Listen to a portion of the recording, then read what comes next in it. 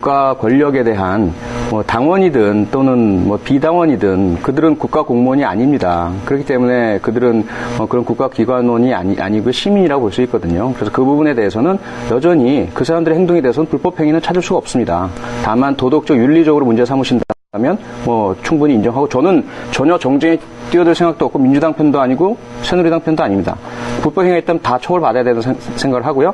권 국장님 말씀처럼 만약에 민주통합당 의원들 중에서 잘못된 행동, 불법 행위 있다면 당연히 처벌받아야 되고 비난받아 마땅하고요.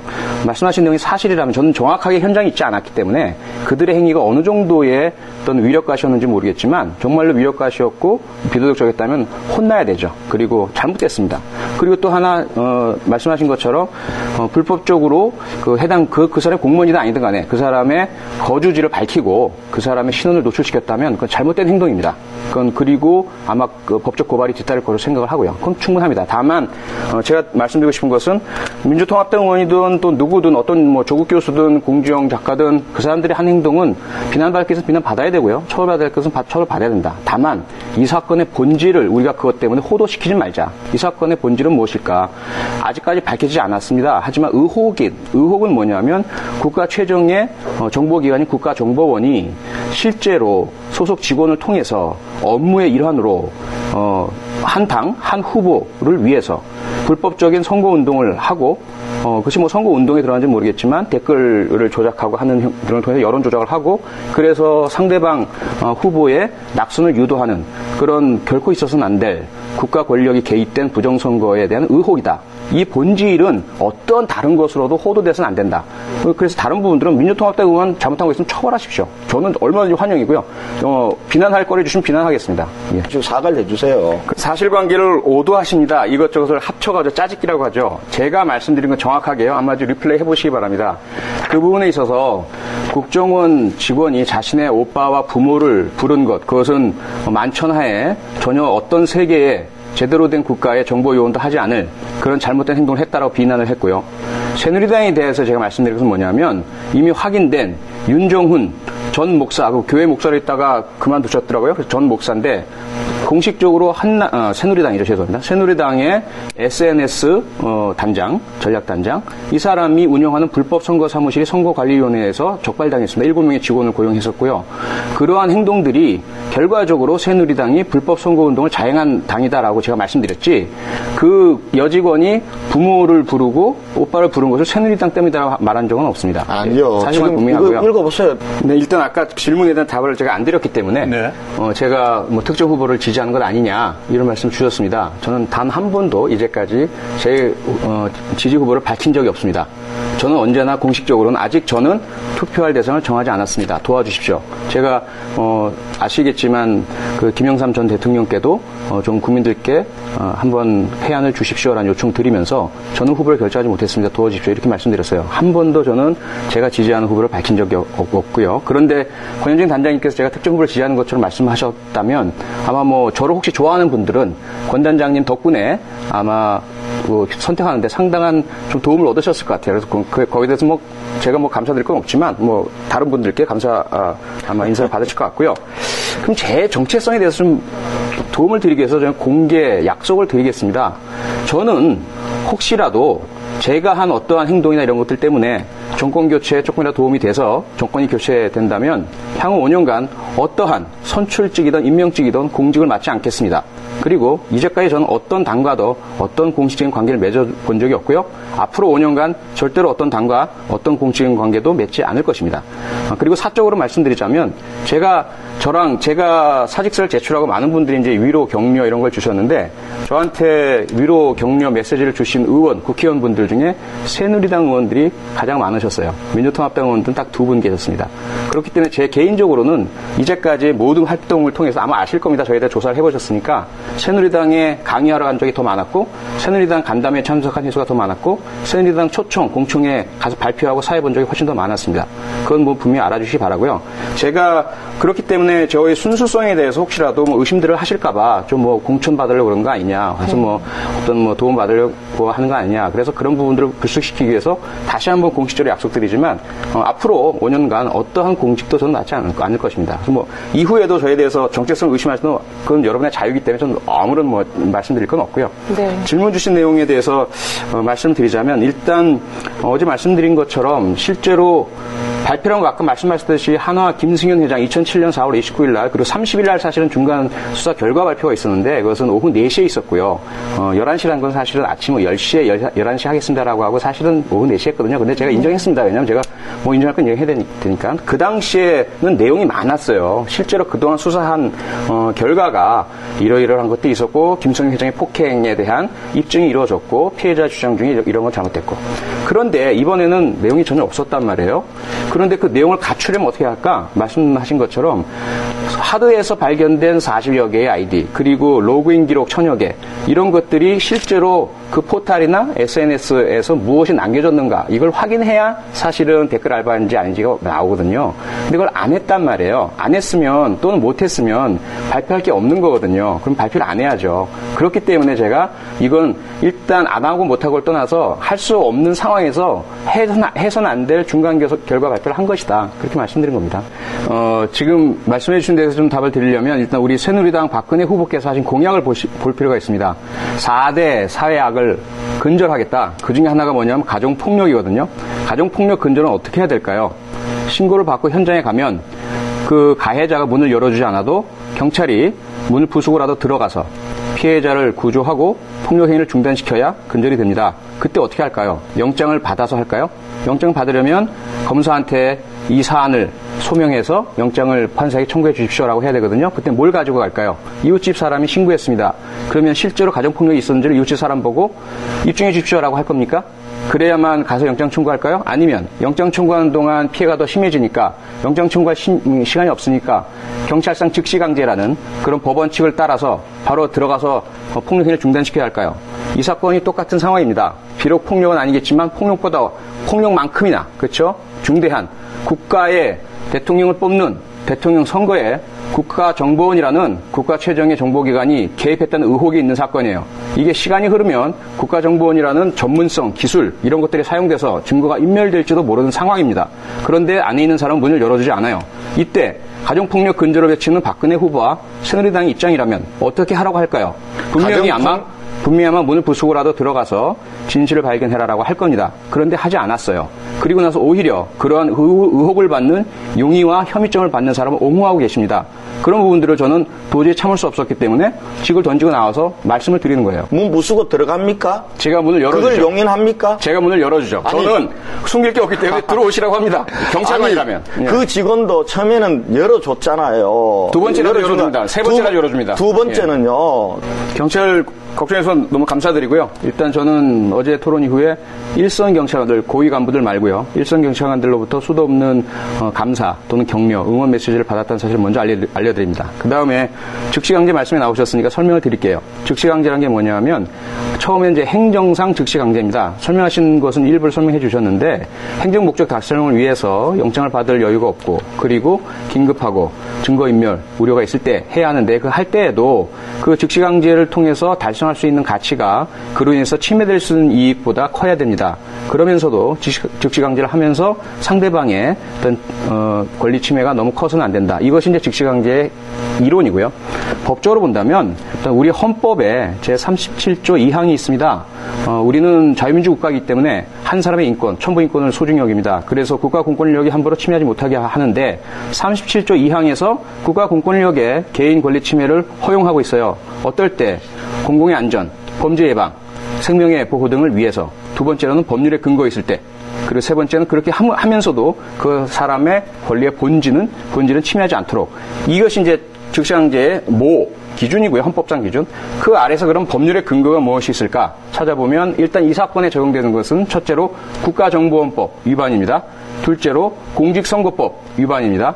세 번째로 경찰관 직무집행법상 경찰이 제4조에서 경찰의 임무 국가의 안녕질서, 범죄 예방, 그리고 위기에 대한 개입 이런 것들을 위해서 할 수 있는 일반적인 그런 수권 조항이 있고요. 그 다음에 하나가 아까 공국장님 말씀하신 개별적 수권 조항이라 그래서 생명의 보호를 위한 위기 개입에 대해서 있어요. 그다음 불신 검문도 있고요. 이런 것들이 상당히 즉시강제의 폭넓은 개념인데 그 중에서 우리가 헌법재판소의 판례를 한번 보실 필요가 있어요. 2002년 판례인데 뭐냐면 말씀하신 것처럼 긴급하거나 생명을 구해야 할 이런 상황에 해당되는 판례가 아닙니다. 어떤 판례냐면 불법적인 음반, 비디오물을 소유하고 있다고 의심되는 업소에 공무원이 영장 없이 강제로 들어가서 그런 불법적인 비디오를 발견, 압수하는 것. 이것이 영장 없이 될 수 있다. 왜? 즉시강제가 적용되기 때문에. 그리고 그것은 행정복지 달성에서 다른 수단이 없기 때문에. 그렇습니다. 그러면 지금 말씀하신 국가정보원의 직원이 오피스텔에 틀어박혀서 혹시라도 아까 말씀하신 있어서는 안 될 것은 동의하셨잖아요. 절대로 있어서는 안 됩니다. 대통령 선거에 개입하는 불법 댓글 알바 작업을 하고 있다는 의혹 사건. 이것이 불법적인 비디오물을 감추고 있는 업소에 들어가는 것보다 더 경한 일인가요? 그러니까 말씀드렸던 부분에 그 답변 안 드린 부분이 감금 부분에 다 안 됐어요. 왜냐하면 사실은 이제 이 부분에 대해서 논란이 일어나서 저는 대단히 기쁜 마음입니다. 왜냐하면 과거에 주로 인권보다는 국가 공권력, 인권 개인의 권리보다는 질서를 강조하셨던 새누리당이라든지 또는 일베에 계시는 친구분들, 우리 뭐 애국호국 선생님들 이런 분들께서 인권 얘기를 많이 하세요. 이제 인권이 중요하다. 한 사람의 인권 그것을 소중히 여겨야 되기 때문에 다른 것들 국가 안녕, 뭐 선거 개입에 대한 진실 규명 이것은 좀 다치 인권보다는 덜을 하지 않느냐 이런 말씀 주신 게 너무나 반갑습니다. 그런데 이제 한번 우리가 생각해 보자는 거죠. 과거 우리가 한진중공업 사태 때 크레인에 올라가서 300일 동안 못 내려오신 김진숙 위원이라는 분이 계세요. 그분한테 빵, 물, 먹을 거 올려보내달라 했더니 못 올라가게 안 보내줬거든요. 그 다음에 휴대전화 배터리가 다 떨어졌으니까 교환할 수 있는 거 좀 올려보내주게 해달라 했더니 안 보내줬어요.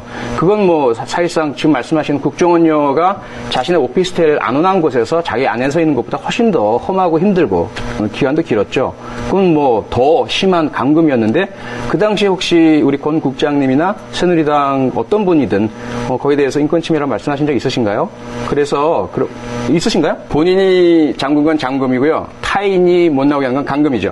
그 사건은 본인이 나오지 않았기 때문에 잠금입니다. 그리고 농성이고요. 다만 제기하시는 민주통합당 의원이나 관계자도 아까 어제 뭐 무섭다는 표현을 쓰셨습니다. 국회의원이 무섭다고 본인이 자인을 하셨는데 왜 남에게 무서운 인상을 줄 정도로 국회의원들이 그렇게 잘못했을까 반성들 하셨으면 좋겠고요. 어쨌든 만약에 그런 행동이 잘못됐다면 아까도 말씀드렸다시피 혼나야 됩니다. 비판받아야 되고 민주통합당이든 새누리당이든 어떤 당이든 그렇게 하면 안 되죠. 하지만 그것 때문에 이 엄청난 의혹, 국가정보원 직원이 대통령 선거에 개입했을 수 있다는 의혹, 이 진실이 밝혀지는 과정이 방해받아서는 안 됩니다. 일단은 민주통합당 의원들에서 아까 말씀드렸지만 전혀 저는 관심이 없습니다. 그 사람들 잘못했으면 혼나야 돼요. 혼나야 되고 처벌받아야 됩니다. 처벌하세요. 다만 문제는 뭐냐면 이 사건의 본질인데요. 아까 말씀드렸다시피 법 얘기 하지 말자 하셨죠? 법리. 그럼 법리 얘기 하지 않겠습니다. 결과를 놓고 보자는 거죠. 지금 어떤 상황이 초래되어 있습니까? 지금 여기에 이틀 연속 국장님과 제가 앉아서 단장님이세요. 단장님 죄송합니다. 죄송합니다. 예. 단장님 어때요? 죄송합니다. 네. 예. 이렇게 앉아서 이 시청자들의 초미의 관심을 받고 국민의 여론을 불러일으키고 사회자분 말씀은 대선에도 상당히 영향을 줄 수 있는 상황이다 이렇게 말씀하셨어요. 왜 이렇게 됐냐는 거죠. 최초에 즉시강제든 또는 자발적인 동의든 간에 처음에 40시간 대체하지 말고 바로 그냥 들어오게 해서 본체 하드디스크, 그 다음에 노트북, 그리고 스마트폰. 지금 스마트폰은 전혀 제출되지 않았습니다. USB도 제출되지 않았어요. 그렇다면 지금 현재 이렇게 된 사안인 의혹이 의혹을 낳고 또 의혹을 낳고 결과적으로 대통령 선거에 영향을 끼칠 수 있는 것. 잘 된 겁니까? 이게 잘 된 것이 아니라고 생각하신다면 최초에 법리를 떠나서 즉시강제하는 게 옳지 않았을까요? 민주당 사람들이 의혹을 키웠다고 나무라 주셔야 그게 이치에 맞는 거 아니냐는 거예요. 나무랄게요. 잘못했습니다. 계신가요? 민주통합당 그 의원들 제가 혼내겠습니다. 잘못했습니다, 당신들. 됐습니까? 자, 이제 본질 얘기하죠? 본질 얘기 들어가죠. 그러면 이제 증거 말씀하셨습니다. 증거도 없는데 그러느냐? 수사에서는요, 증거는 수사의 결과 나오는 결과물입니다. 수사를 하기 위한 그 전제가 아니고요. 수사를 하기 위한 전제는 혐의, 의심입니다. 그럼 과연 이 사건에서 혐의와 의심이 어떤 것이 있었을까? 최초에 있었던 의심, 일단은 국가정보원 직원으로 의심되는 사람이 하루 종일 집인지 어디 한 오피스텔 안에 틀어박혀서 하루에 한 2-3시간 정도 만에 외출을 한 상태에서 있다. 그런데 첩보에 의하면 그 사람이 대통령 선거와 관련해서 특정 후보를 비방하는 댓글을 계속해서 그 안에서 작성하는 불법적인 선거운동을 하고 있는 것으로 의심된다. 이것이에요. 그러면 그 의심이 경찰관이 출동할 또는 선거관리위원회 위원이나 직원들이 출동할 만한 요건을 갖췄을까? 갖췄죠. 왜? 신고란 것은 어떠한 증거를 요하지 않고요. 사람이 갖고 있는 의심입니다. 예를 들어 아까 말씀드린 것처럼 옆집에서 비명 소리가 들려요. 위험한 것 같아요. 경찰관이 증거 내세요 그럽니까? 못하죠. 왜? 그냥 그것은 의심일 때 경찰관이 가야 돼요. 가서 확인해보고 만약에 이것이 그 이웃집 사람이 장난으로 혹은 그 이웃집 남자를 혼내주기 위해서 했다면 기망에 의한 위기에 의한 공무집행방해로 처벌받아야 합니다. 민주통합당이든 누구든 똑같아요. 그래서 진실규명이 필요하다는 거예요. 그런데 그 진실규명이 잘 안 됐고요. 두 번째로 그러한 그러면 영장의 청구 또는 뭐 이런 것의 요건이 될까? 됩니다. 왜 될까요? 일단 이 사건에 있어서 지금 밝혀진 게 있죠. 첫째로 아까 말씀드렸던 의심스러운 정황을 빼고도요. 이 하드디스크 분석에 따라서 나온 게 있어요. 40여 개가 넘는 아이디, 그것도 다가 아니고 밝혀진 것만 한 사람이 사용했다. 이거는 의심이 갑니까 안 갑니까? 일단 주민등록 번호를 넣어야 모든 포털에서 한 주민등록 번호당 한 개 아이디만 줘요. 그러면 2개 이상을 가지려면 어떻게 될까요? 2개 이상의 주민등록 번호를 넣어야 되겠죠? 주민등록법 위반입니다. 의심되죠. 그 다음에 거기서 1000 이상의 로그인 기록이 나와요. 그럼 1000개 이상의 로그인을 해서 무엇을 했을까 알아보고 싶죠. 그것이 의심이고 그런 어떤 의심은 충분히 영장을 신청할 수 있는 사유가 됩니다. 됐습니까? 그렇습니다. 예. 일단은 분명히 아까도 권 단장님도 동의하셨어요. 이거 있어서는 안 되는 일이다. 의혹이 사실로 드러난다면 이것이 의혹으로 드러나면요. 일단 워터게이트를 다 아시겠지만 1972년에 미국 공화당의 닉슨 대통령이 재선을 하려고 선거운동본부를 꾸리고 있었는데 상대 민주당 후보에 대해서 겁을 먹었어요. 저 사람한테 내가 질 것 같다. 그래서 그런 상태였는데 5명의 민간인이 이 워터게이트는 호텔 이름입니다. 그 민주당 대선 캠프가 차려진 워터게이트에 몰래 들어가서 도청 장치를 설치하다가 경찰관한테 체포당합니다. 그래서 이 사람들한테 여기 왜 도청 장치를 설치했느냐? 여러 가지 이해관계가 있을 테니까 할 것 아니냐? 그럼 이해관계가 누구냐? 그럼 상대방 후보겠지. 그런데 부인했어요. 닉슨 후보가 우리와는 상관없다. 그런데 나중에 결국은 딥스로트라고 알려져 있죠. 내부 고발자가 나오면서 밝혀지고 결국 닉슨 대통령은 사임하게 됩니다. 이것이 이제 워터게이트의 간단한 본질인데 그렇다면 이 사건이 우리나라에서 일어난 국정원 직원이 공개적으로 공식적으로 자신의 지위와 업무 시간을 이용을 해서 만약에 대선 후보에 대한 비방 등의 댓글을 쓰고 그것을 통해서 여론 조작을 해서 선거에 영향을 미치려 했다 그러면 이거는 워터게이트보다 훨씬 더 커다랗고 위험하고 있어서는 안 될 일입니다. 왜? 워터게이트 사건은 그래도 민간인이에요. 5명의 사람이 신분이 민간인인데 이 사건은 국가정보원 직원입니다. 국가정보원 직원이 공식적으로 개입했다. 이건 엄청난 일이죠. 일본을 저는 좀 신상 발언한데 쓰고 싶습니다. 괜찮죠? 일단은 오늘 이 자리가 저는 정말 너무나 감사드리고요. 일단 제가 이렇게 여러분들 앞에서 말씀드릴 수 있는 기회를 가진 게 너무나 고맙습니다. 일단 저는 철저하게 보수주의자이고 반공주의자이고 제 어머니는 박근혜 후보 지지자입니다. 그리고 저는 어머니의 의견을 존중하고요. 그리고 저는 박정희 대통령을 존경합니다. 그분이 산업화를 일으켰기 때문에 우리나라가 이렇게 잘 살 수 있었고 가난에서 벗어났습니다. 하지만 그 과정에서 분명히 독재를 하셨고 독재 과정에서 많은 분들에게 피해를 끼치셨습니다. 인혁당 사건 등 목숨을 잃으신 분도 많고요. 이 부분은 우리가 정리가 돼야 된다고 생각을 합니다. 그리고 저는 우리나라의 대기업 삼성, LG 존경하고 존중하고 고맙습니다. 그분들 덕분에 자랑스럽고 우리가 잘 살 수 있습니다. 하지만 이런 대기업이 중소기업의 어떤 상권을 뺏는 경우도 있었고요. 또 경영권의 승계 과정에서 불법 탈세 등의 의혹도 있고요. 그 다음에 노동자들의 권리가 뺏긴 적도 있은 것 같아요. 그래서 이런 부분이 해결돼야 되고 이런 부분이 해결되면 어떻게 되느냐. 지금 현재 이 사건을 비롯한 권력적 비리가 있기 때문에 지면 안 된다. 절대로 우리가 지면 죽는다. 이래서 이제 이렇게 생긴 거거든요. 이것을 없애려면 투표해야 됩니다. 그래서 우리 국민 모두가 좀 투표를 많이 해주셨으면 하는 게 제 마지막 단장님 바람입니다. 1분 한